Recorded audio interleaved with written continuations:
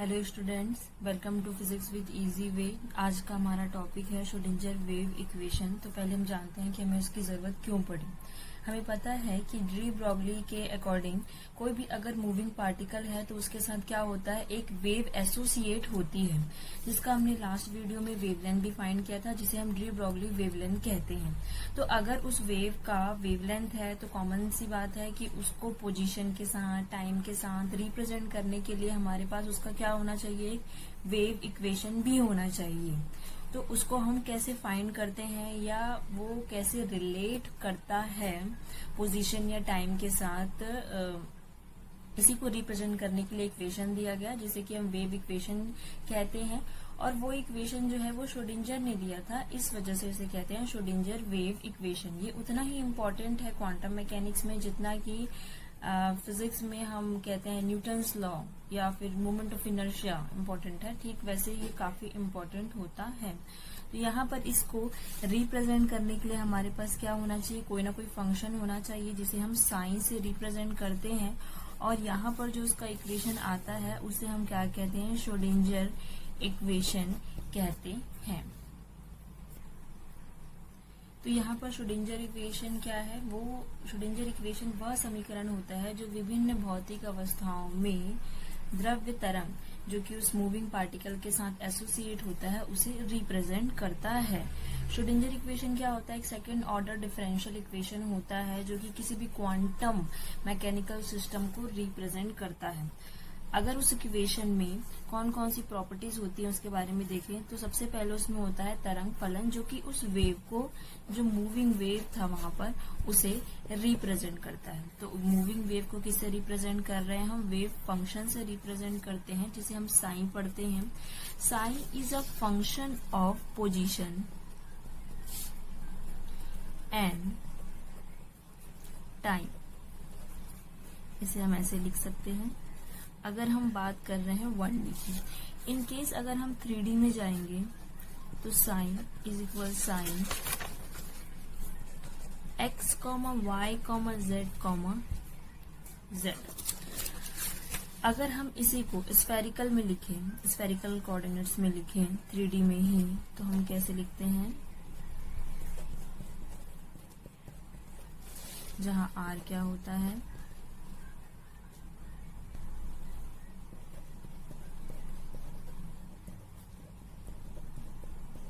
इस तरीके से हम इसे रिप्रेजेंट करते हैं। को पता है कि अगर मेरे पास मैथ्स में एक प्लेन वेव पढ़ते हैं, प्लेन वेव का इक्वेशन y इज इक्वल, सरल रेखा का समीकरण y is equal to mx plus c, ठीक। तो ये एक सरल रेखा का सिंपल सा समीकरण है। तो क्या हमारे पास जो मूविंग वेव है जो कि एक पार्टिकल के साथ एसोसिएट है, उसका कोई इक्वेशन हो सकता है?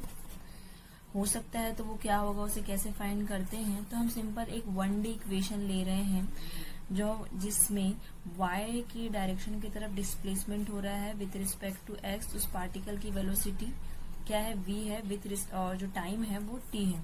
तो इसका ये सेकेंड ऑर्डर डिफरेंशियल इक्वेशन है with respect to x with respect to t, जिसका एक सोल्यूशन है। तो सिमिलरली यहाँ पर जो हमारे पास पार्टिकल m था जिस पर कि एक वेव एसोसिएट थी उसके साथ अकॉर्डिंग टू डी ब्रॉगली, तो उसका हम एक सिंपल इक्वेशन देते हैं जो कि वेव इक्वेशन को रिलेट करता है, जो कुछ इस टाइप से है, del square psi upon del x square is equal to 1 upon v square del square psi upon del t का स्क्वायर, जिसका अगर हम सोल्यूशन देखें तो psi is a function of x and t. Because हम यहाँ पर 1 डायमेंशन की बात कर रहे हैं तो हमने 1 डायमेंशन ओरिएंटेशन लिया है, ना कि 3। ए इज अ मैक्सिमम डिस्प्लेसमेंट ई की power minus iota omega t minus k x. जरूरी नहीं है कि जो सोल्यूशन हो वो इस टाइप का ही हो, इसके और 3 टाइप के सोल्यूशंस हो सकते हैं, जैसे कि psi is equal to A e की power iota omega t minus k x, या फिर psi is equal to A sin k x minus omega t, या फिर psi is equal to A cos k x omega t. अब कोई भी use कर सकते हैं, सिंपली हम यही वाला सबसे ज्यादा यूज करते हैं क्योंकि ये जो सोल्यूशन होता है वो एक प्लेन वेव के सोल्यूशन के सिमिलरली होता है, और ये सबसे बेसिक सोल्यूशन होता है, जहाँ जो सभी बुक्स में जो स्टैंडर्ड बुक्स होती है हमारी, जेटली की हो गई या तो वहां पर इसका यूज किया जाता है। ठीक है, तो ये होता है हमारा एक सिंपल सा wave equation, is not a Schrodinger equation. अभी हमें इसे फाइंड करना है। अभी हमने ये फाइंड किया कि जो हमारा वेव फंक्शन है वो कैसे पोजीशन या फिर टाइम के साथ रिलेट करता है। वैसे वेव फंक्शन की काफी सारी प्रॉपर्टीज होती हैं, तो उसे हम किसी और वीडियो में डिस्कस करेंगे क्योंकि ये फिर बहुत लेंदी हो जाएगा। तो इन केस अगर आपके पास श्रोडिंगर इक्वेशन है तो उसमें क्या क्या चीजें या क्या क्या जो है पॉइंट्स हमें ध्यान रखने होते हैं। सबसे पहला कि उसका वेव फंक्शन होना चाहिए, फर्स्ट थिंग। सेकेंड थिंग कि वह second order derivative of psi with respect to x, यानी पोजीशन जिस भी डायरेक्शन में हम ले रहे हैं वो सेकंड ऑर्डर डेरिवेटिव होना चाहिए पोजीशन के रिस्पेक्ट में। फर्स्ट ऑर्डर डेरिवेटिव होना चाहिए टाइम के रिस्पेक्ट में। एंड देन जब आप किसी भी वेव फंक्शन का ये फाइंड कर लेते हैं, second order derivative with respect to x and first order derivative with respect to time, then उसको टोटल जो एनर्जी का इक्वेशन होता है E = p²/2m प्लस पोटेंशियल, उस फॉर्मूले में रखते हैं। एंड देन आपको जो फाइनल इक्वेशन मिलता है वो होता है हमारा श्रोडिंगर इक्वेशन। यहाँ पर श्रोडिंगर इक्वेशन फाइंड करने के लिए तो ये जो 3 स्टेप्स है यहाँ पर, उसकी हेल्प से हमें श्रोडिंगर इक्वेशन फाइंड हो जाएगा और हमें पता चलेगा कि हमारा जो इक्वेशन है वो कैसे पोजीशन टाइम के साथ। इसका जो टाइप है वो 2 टाइप का होता है। एक होता है जो टाइम पर डिपेंड करता है,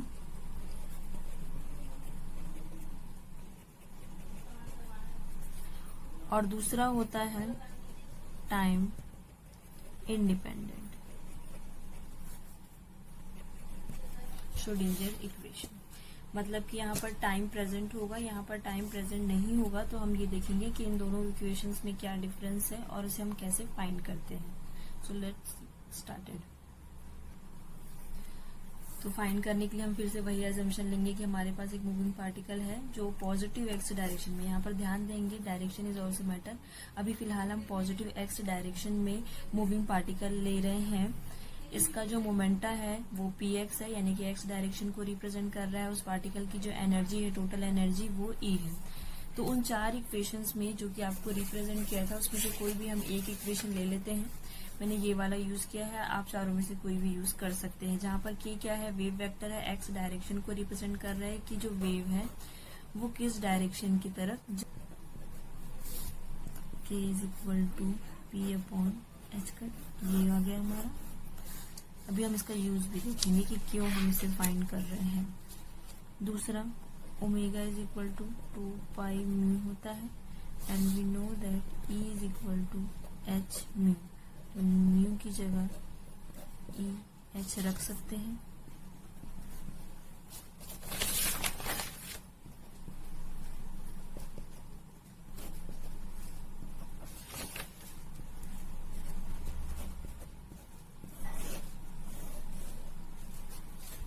ये फाइंड हो गया। अब हम इसको फॉर्मूले में रख देते हैं। हमारे पास फॉर्मूला नहीं, वेव फंक्शन।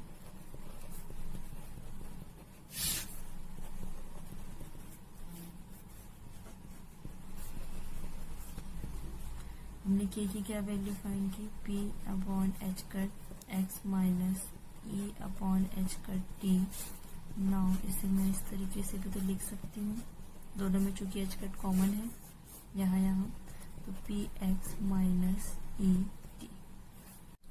तो यहाँ पर हमारे पास वेव फंक्शन आ गया है। जो वेव फंक्शन है वो मोमेंटम और एनर्जी पर डिपेंड करता है। तो अब हम फाइंड करते हैं del psi/del x, क्योंकि हमें श्रोडिंगर इक्वेशन फाइंड करना है। ठीक है, तो a e⁻⁻ℏ px minus E/t multiply में x के रिस्पेक्ट में कर रहे हैं। ठीक है, तो जो x वाला कांस्टेंट है वो यहाँ पर मल्टीप्लीकेशन में आ जाएगा, i/h p। अब इस इक्वेशन को क्या मैं ऐसा लिख सकती हूँ, ये जो है ये है, तो इसे हम साइन लिख सकते हैं। तो i/p/h multiply with sign, then h/i, ये इधर आ गया, ये इधर आ गया, del psi/del x p psi। हमें पता है कि अगर 1/i हो तो हम इसे इस तरीके से भी लिख सकते हैं, तो minus h cut del psi upon del x p psi. दोनों साइड साई है, तो अगर हम उसे हटा दें तो ये किसका काम करता है, ऑपरेटर का काम करता है। तो हम इसे इस तरीके से भी लिख सकते हैं। ऑपरेटर क्या होता है इसके बारे में हम ऑपरेटर क्या होता है इसके बारे में हम किसी और वीडियो में डिस्कस करेंगे पूरी तरीके से, क्योंकि वो भी एक लंबा टॉपिक है। ये है मोमेंटम ऑपरेटर।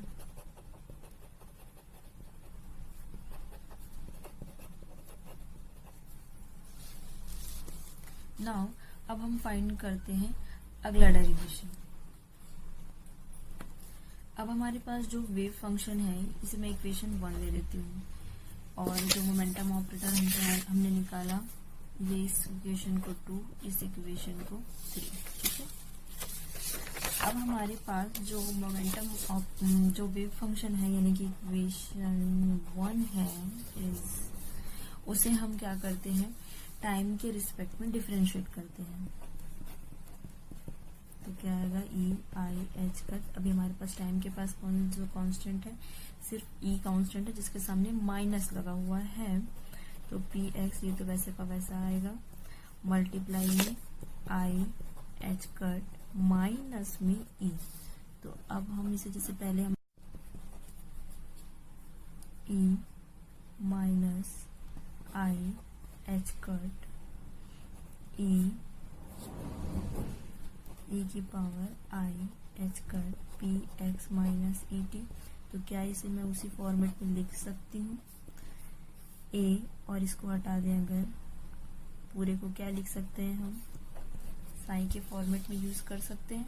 फिर इसको फिर से वैसे ही ट्रांसफर कर देंगे तो क्या आ जाएगा एच कट आई माइनस सामने में है del psi upon del t e psi, equation number 4। उसके बाद हम आई को ऊपर ले जाते हैं तो i h cut del psi upon del t e psi. तो आप एक काम कीजिए, ये वाला काम आएगा तो हम इसे इक्वेशन नंबर 4 दे देते हैं। क्योंकि दोनों तरफ हमारे पास क्या है वेव फंक्शन है, तो मैं इसे ऑपरेटर के फॉर्मेट में अगर लिखूं तो I plus H cut del T. इसे हम ये इक्वेशन 5 दिया, इसे हम कहते हैं एनर्जी ऑपरेटर। अब हम इन दोनों इक्वेशंस को जो हमारे पास टोटल एनर्जी का इक्वेशन होता है उसमें रखेंगे और फिर डायरेक्ट वहां से जो है श्रोडिंगर इक्वेशन।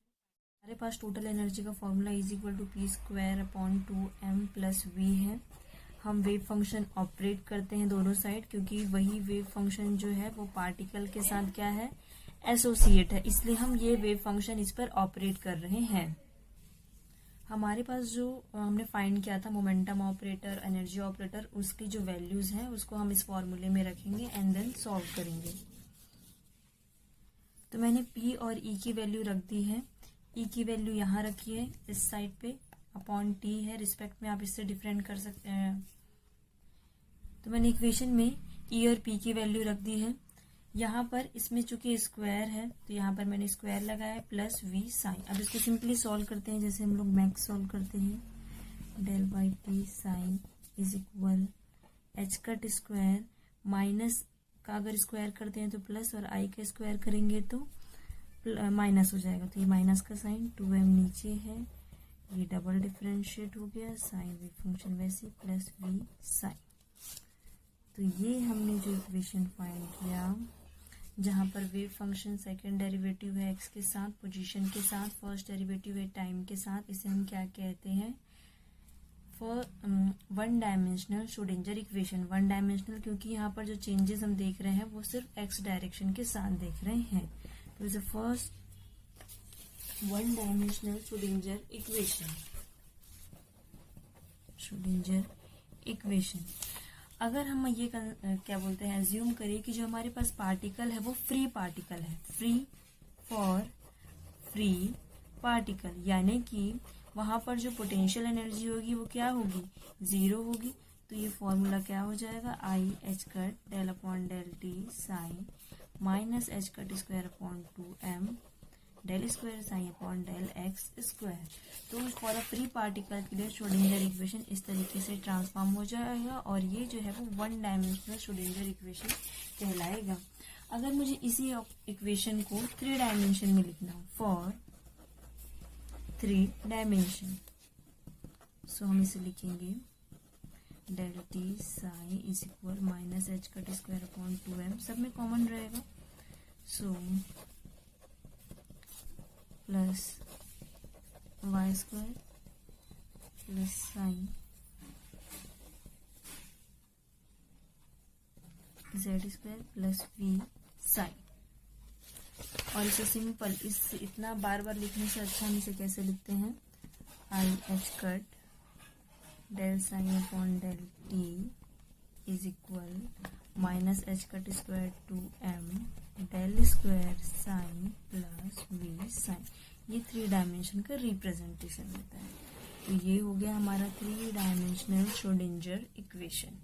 नेक्स्ट वीडियो में हम पढ़ेंगे टाइम इंडिपेंडेंट, क्योंकि यहाँ पर टाइम प्रेजेंट है इसलिए हम इसे क्या कहते हैं, टाइम डिपेंडेंट श्रोडिंगर इक्वेशन। अगली वीडियो में हम पढ़ेंगे टाइम इंडिपेंडेंट, फिर देखेंगे दोनों में क्या क्या डिफरेंसेस होते हैं। Thank you.